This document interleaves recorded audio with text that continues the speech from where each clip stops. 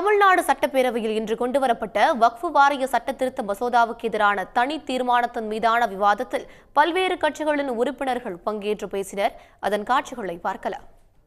ஒன்றிய அரசால் 2024ஆம் ஆண்டு கொண்டுவரப்பட்டிருக்கின்ற இந்த வகுப்பு வாரி இதற்கான திருத்த மசோதா என்பது இந்தியாவின் பன்முகத்தன்மைக்கும் இந்தியாவின் ஒற்றுமைக்கும் மொழிவழி சிறுபான்மை மக்களிலிருந்து மத ரீதியான சிறுபான்மை மக்கள் வரை அனைவருடைய சுதந்திரத்தை பறிக்கக்கூடிய ஒரு மோசமான சட்ட மசோதா.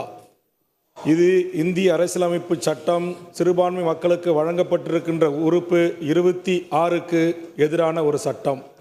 ஆக எந்த சூழலிலும் இந்த சட்டத்தை ஒன்றிய அரசு நிறைவேற்றக்கூடாது என்கிற நல்லெண்ணத்தின் அடிப்படையில் மாண்புமிகு தமிழக முதலமைச்சர் அவர்கள் இந்தியாவிற்கே வழிகாட்டியாக நடைபெறுகின்ற இந்த சட்டமன்ற கூட்டத்தொடரில் இதை ஒன்றிய அரசு திரும்ப பெற வேண்டும் என்று கொண்டு வந்திருக்கிற இந்த அரசினர் தீர்மானத்தை தமிழக வாழ்வுரிமை கட்சியின் சார்பாக நான் வரவேற்க கடமைப்பட்டிருக்கிறேன். மத பிரிவினை என்பதை அவர்கள் அடிப்படை கொள்கையாக கொண்டு மத ரீதியாக இந்த நாட்டை பிரிக்க பார்க்கிறார்கள். மொத்தத்திலே இந்த நாட்டிலே வாழுகின்ற அத்தனை பேருக்கும் சம உரிமை இருக்கிறது என்பதையே ஏற்றுக்கொள்ள அவர்கள் மறுக்கிறார்கள். அந்த சம உரிமையை நிலைநாட்டவில்லை என்று சொன்னால் தேசத்தினுடைய ஒற்றுமைக்கு பாதகம் ஏற்படும் என்பதை நினைவில் கொள்ள மறுக்கிறார்கள்.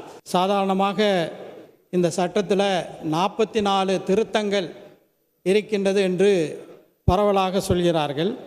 இதில் 44 திருத்தங்கள் இல்லை. ஒட்டுமொத்தமாக பார்க்கும்போது 115 திருத்தங்கள் இருக்கின்றது. அதாவது 33 புதிய உள்ளீடுகள், 45 மாற்றங்கள், 37 நீக்கப்பட்ட விதிகள் என மொத்தமாக 115 திருத்தங்கள் இருக்கின்றது.